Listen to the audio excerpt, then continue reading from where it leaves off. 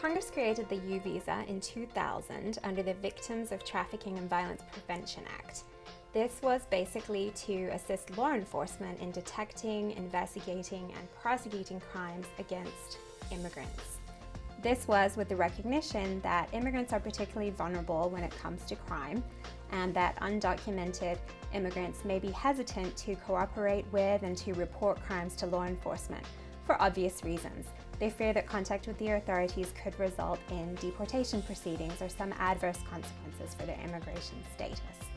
So the U visa is a way to recognize that victim cooperation in investigating a crime is crucial, and to make the victim, the immigrant victim, feel more comfortable moving forward in that cooperation.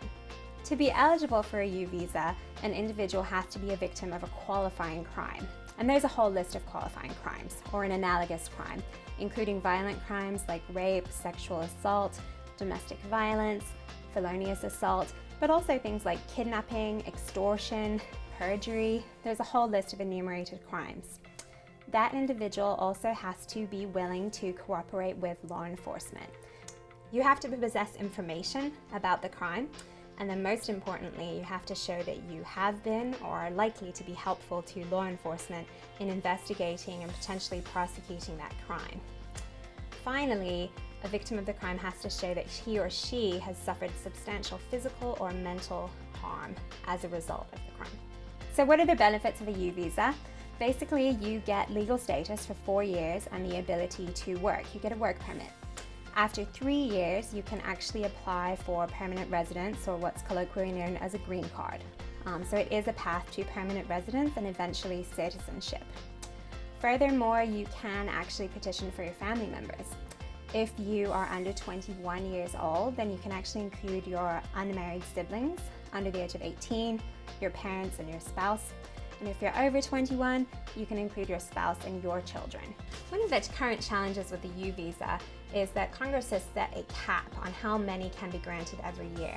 That number is 10,000, which means that every year qualifying victims of crime who have cooperated with law enforcement and meet all of the eligibility criteria are not awarded a U visa in a timely manner, and they have to wait for the adjudication of their U visa.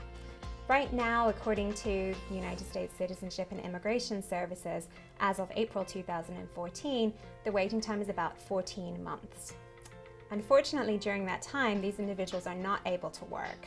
They cannot provide for their families and recover from the crimes that they have suffered, any trauma they may experience, because they don't have the ability to work while their application is pending.